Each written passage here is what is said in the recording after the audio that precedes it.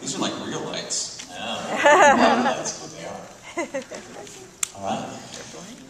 Good morning. Everybody's up. Good morning.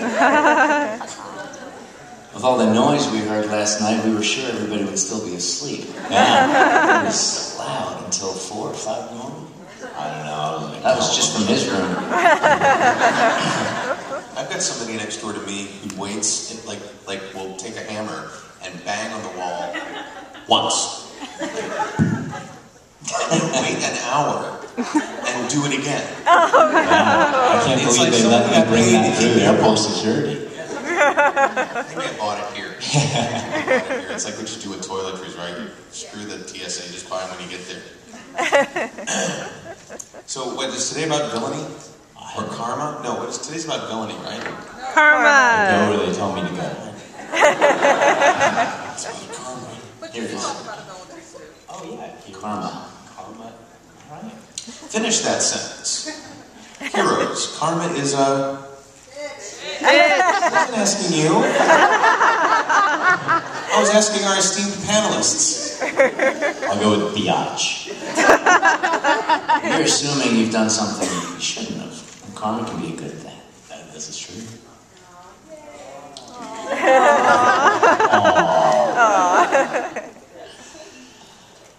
So where are we? Atlanta. Boo! Everybody on the panel has experienced karma in one way or another. You reap what you sow, or you sow what you reap. Somebody put it in the program kind of backwards. It was, but each of your characters has certainly created good and bad karma for themselves, right? Yes. Yeah. Again, I'm not asking you. Seriously, just relax. We got it up here. Yeah, you know. But you started off sort of like as an absolutely white bread, no excuse, white bread, pure good guy. Yeah. And then, what did you beg the writers to write some junk for you? No, kind of the opposite. No, it just kind of changed and went in that direction. So you just kind of embrace it and go wholly evil. But it's funny because some people who came up to me today at the autograph thing had started watching from season 3. I was like, well, you must have no idea what the hell's going on. But they were actually more into it because they didn't realize how much the characters had changed from seasons 1 and 2. They had no idea. So they actually really, really enjoyed it, and they were really into Mohinder being the Fly and all of that because they didn't know what he was before. So that was actually a pretty interesting perspective for me because I don't know anybody who started watching in the 3rd season. I don't quite get that. But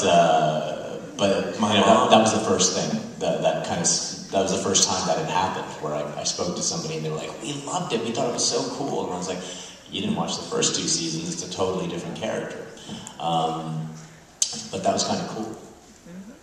Yep, what do you say? That's where I'll stand by. Karma, yeah, I guess I've experienced a little bit of that character-wise in the show.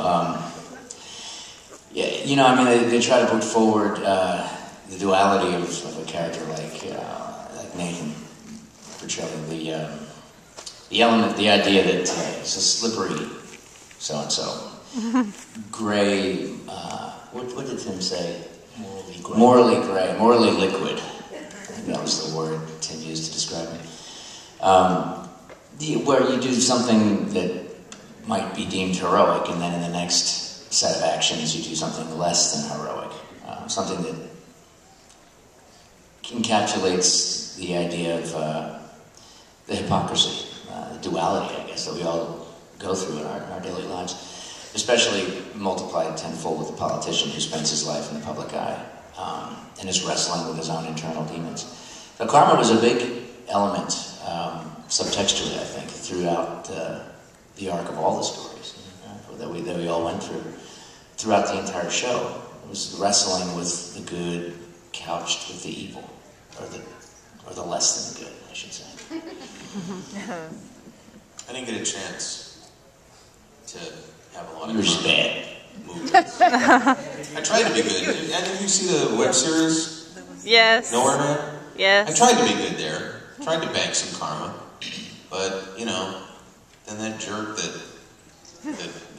HRG worked for at the beginning of season 2 at Copy King. You know, he was my boss. Mm-hmm. So all right. I spent my karma really fast.